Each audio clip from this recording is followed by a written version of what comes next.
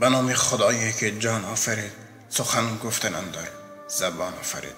اما بعد، السلام علیکم و رحمت الله و برکاته.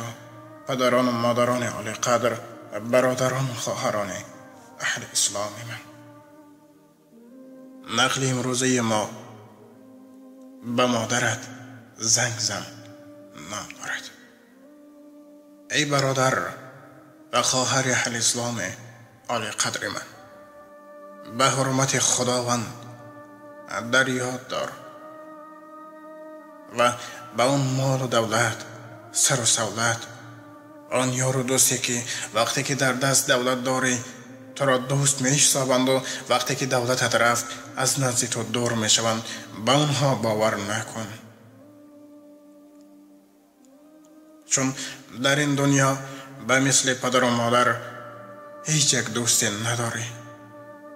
چون که آنها وقتی که تو دولت را از دست می دهی تو را فرزند می دانند. وقتی که تو ثروتمند می شوی تو را فرزند می دانند. یعنی برای اونها تو فقط یک تا فرزندی، خواه دولتمند باشو خواه ناچار.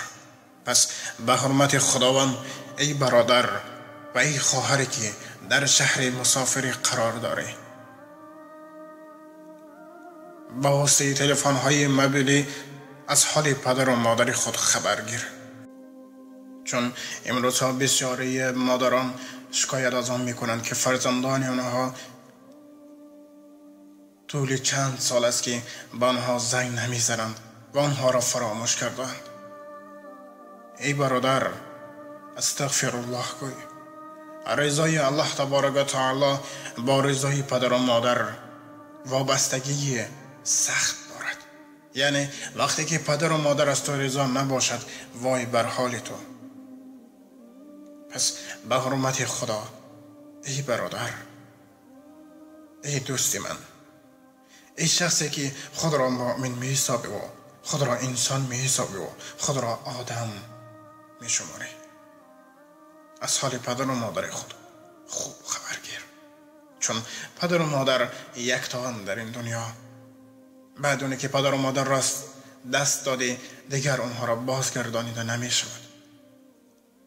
چون این دنیا برای هر یک ما با تو درس سنجش است و خلاص. و وقتی که با پدر و مادر خود خوشحالانه رفتار میکنیم، انشاءالله خداوند مددگار هر یک ما و شماست. البته ما فرزندان جوانیم و در جوانی نمیدانیم که پدر و مادر بودن این چی معنا دارد. لیکن وقتی که خود پدر و مادر میشویم بعد میفهمیم که قدر پدر و مادر برای ما و شما چه اهمیت کلان دارد. برای مثال یک قصه کوتاهی را بیان میکنم.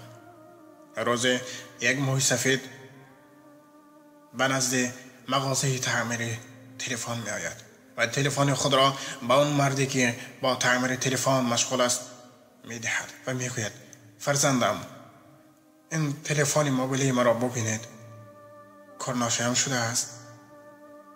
اون مرد تلفن موبیلی موی سفید را می گیرد و از نظر می گذراند و خلاص می گوید ای پدر، تلفن شما کار ناشیام نشده است، برعکس خیلی خوب کار می کند.